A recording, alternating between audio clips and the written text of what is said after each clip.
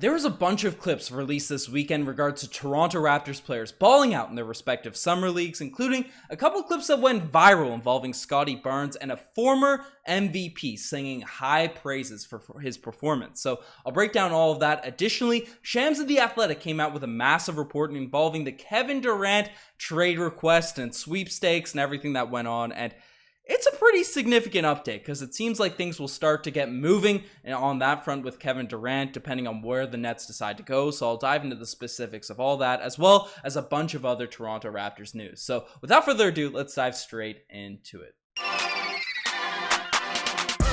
Hello everybody, Ben Rogers here, the Raptors Dive, just breaking down the latest Toronto Raptors news. And folks, we can finally hit those balloons, we can play those balloons, we can get the hype going because we made that 25,000 subscriber milestone. We hit it thanks to all of you guys who have been watching the videos, checking out the clips, everything we've been doing. I appreciate every single one of you. And we have a lot of big things to do, a lot of big things left to go, right? We've got to reach that 1 million subscriber milestone, but it's day by day, and this is a huge moment for the channel. So I appreciate you all. I love you all the people that have been checking out the vids, whether it was from day one or you just found out about us. But it's going to be a really fun Raptor season coming up. So if you haven't subscribed already, definitely hit that button. But for the 25,000 people out there that have subbed to the Raptors Digest, join the community. I appreciate you all. So thank you for that. But we got some news to dive into. We got to keep the hype train for the Toronto Raptors going. And a former MVP had some high praise for Scottie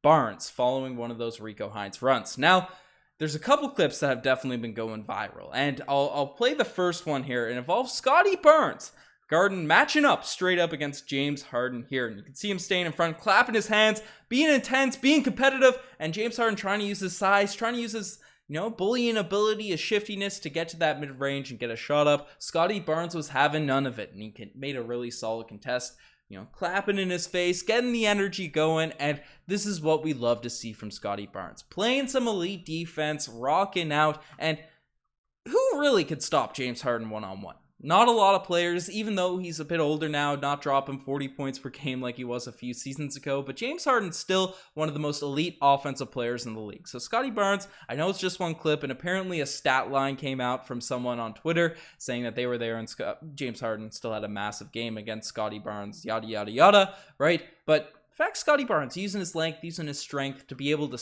get a stop like that on Harden, one of those highlight-esque stops, that's pretty big, but that's not the exciting thing that should have Raptors fans, salivating at the mouth a bit, even though it is pretty exciting. But James Harden himself had very high praise for the Raptors Rookie of the Year in a quote that he had following one of these Rico Hines scrims. So I'll play that here and we can react to it. Like a competitive spirit that's going on here. Like Scottie picked me up full court. Just pick up. First week of August, you got that mindset of just get dogged. You know what I mean? Everybody should have that mindset, especially if you want to get paid, take care of your family. So I love the work, man. We ain't had a pickup in a couple years, so this is good to be back in the gym and competing, for real. So I'm proud of y'all, man. Good job.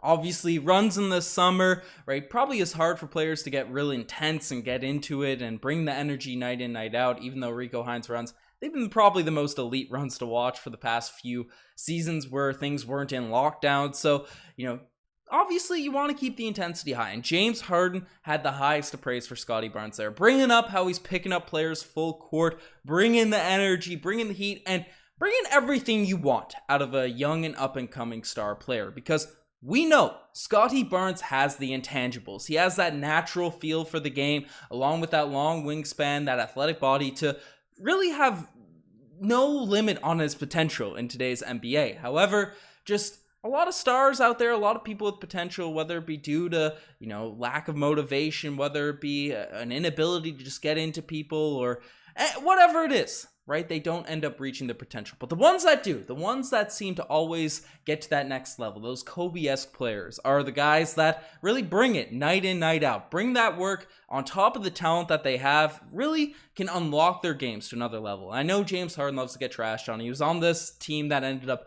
beating us, knocking us out of the playoffs this previous season, but he's a guy that has been there. He's won an MVP award, right? Not necessarily a guy that had the highest expectations coming into the league, was a sixth man for the Oklahoma City Thunder, even though he was a lottery pick and, wasn't an undrafted prospect or anything like that. But, James Harden's put in the work, and now we're seeing Scottie Barnes receive the same type of praise from a former MVP. So you love to see that. And shout out Scottie Barnes, bringing the energy. It's the only thing that he knows how to do. He doesn't know how to play passive. He doesn't know how to play, I'm just going to chill and kick it back. Whether he's even, obviously we want him to be more aggressive at times, but, whether when he's on the court, when he steps in between those lines, he's bringing 110% out there at all times. So that's what you love to see from the Raptors superstar, and it projects a lot of growth. It projects a lot of potential being fulfilled for Scottie out there in the future. So that's a pretty huge thing there. I also want to touch on some other strong Raptors performance, whether it be at Rico Hines runs or just other summer league footage. Scottie Barnes also participated in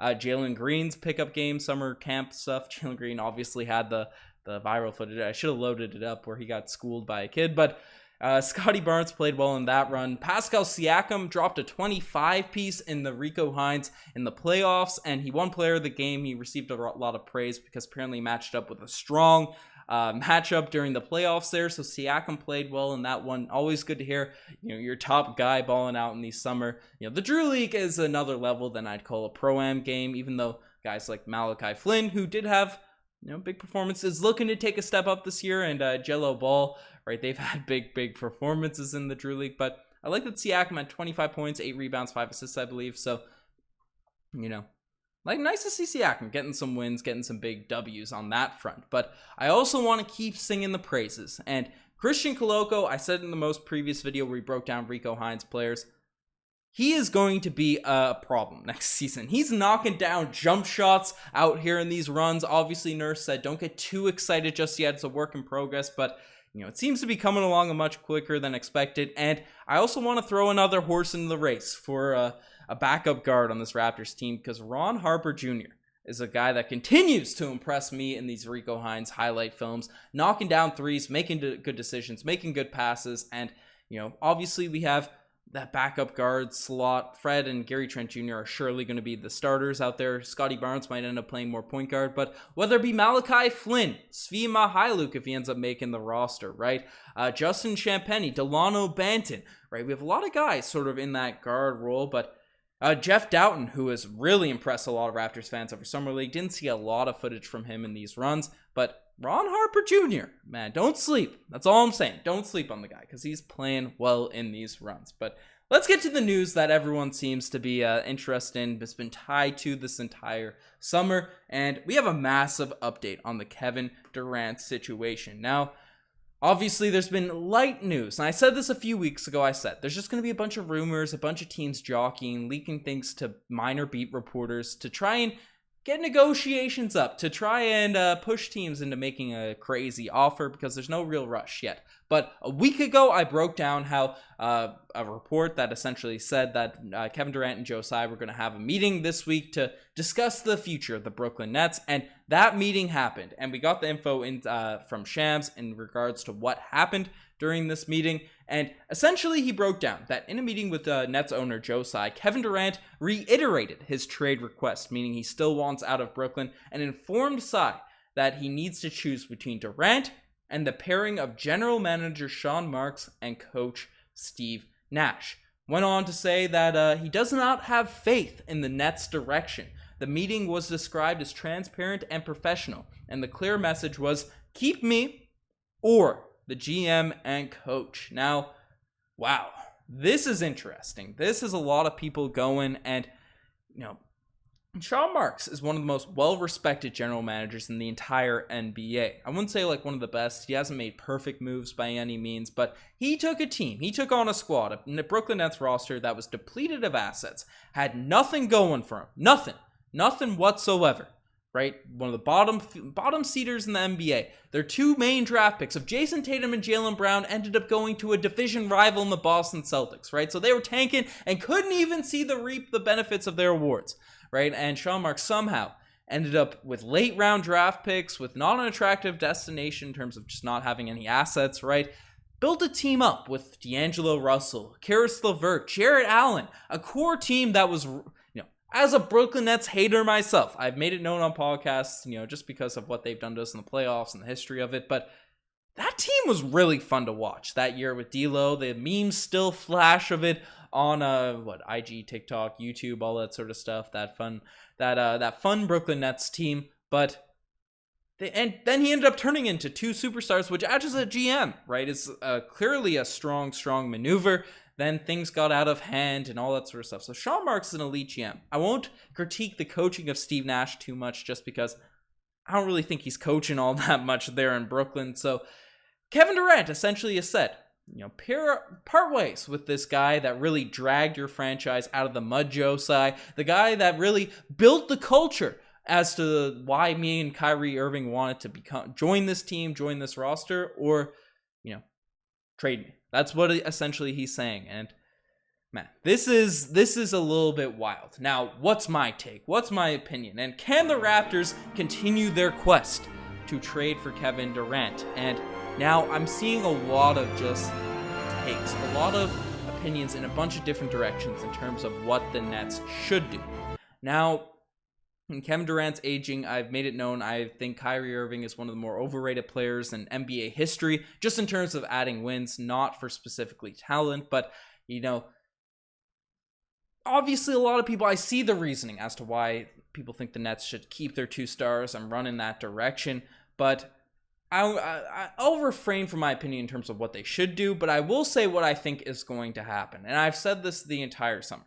Joe Tsai said, following this year's regular season, the catastrophe that they had in the playoffs where they got swept by the Boston Celtics, Joe Tsai came out and said, I'd rather have a 40-win team that's fun to watch. What I had in D'Lo, Caris LeVert, Jared Allen, I'd rather have that, Joe Tsai said as the Nets owner, rather than the mess of things that they had going on there over recent seasons. So if he said that and he was liking subtweets towards Kevin Durant and Kyrie Irving during the offseason, the owner of your team is saying this, right?